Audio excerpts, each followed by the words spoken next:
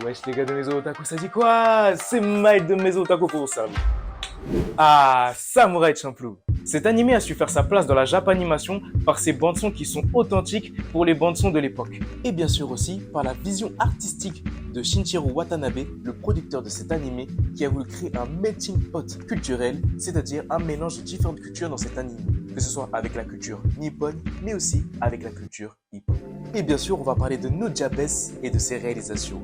Mais, vous me connaissez, il y a quelques nuances à voir, notamment par rapport à la musique dite lo-fi. Est-ce que vous savez c'est quoi réellement la musique lo-fi et ses différentes variantes et sa définition? C'est ce qu'on va voir tout de suite.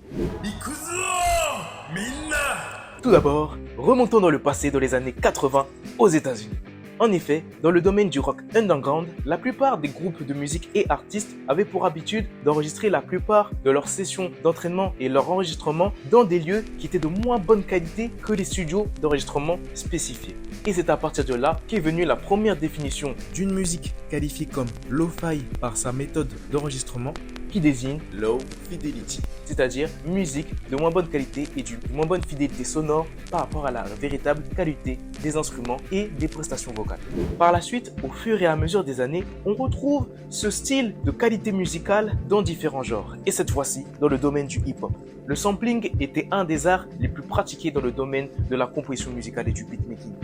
Cet essor culturel va profondément inspirer une des figures emblématiques du hip-hop, mais également à l'émergence d'un nouveau style de musique qui mélange plusieurs genres différents. Et bien la personne qui a généré ce style de musique avec le jazz et le hip-hop, c'est le Lofi Jazz Hip-Hop, n'est autre que le légendaire Nujabes. En effet, ce dernier avait vraiment une touche spéciale pour sampler les musiques et créer des musiques particulières, ce qui fait que justement, il est pas mal reconnu pour sa propre part artistique, comme par exemple dans cet extrait.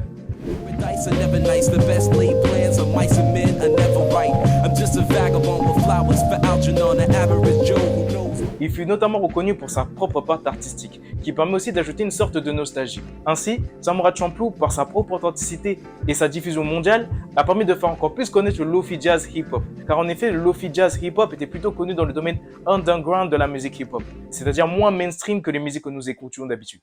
Au fur et à mesure des années, tout style de musique est amené à évoluer. En effet, les musiques lo-fi qu'on entend plus principalement aujourd'hui sont celles qu'on utilise justement pour se détendre ou pour étudier, notamment avec le célèbre label et la célèbre chaîne YouTube Lofi Girl.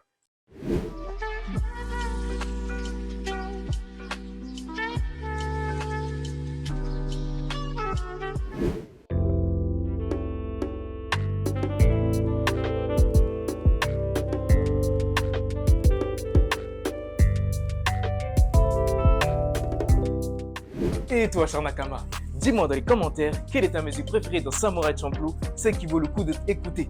Dis-moi tout dans les commentaires. Peace! Et n'oublie pas de t'abonner aux réseaux sociaux de Maison Otaku.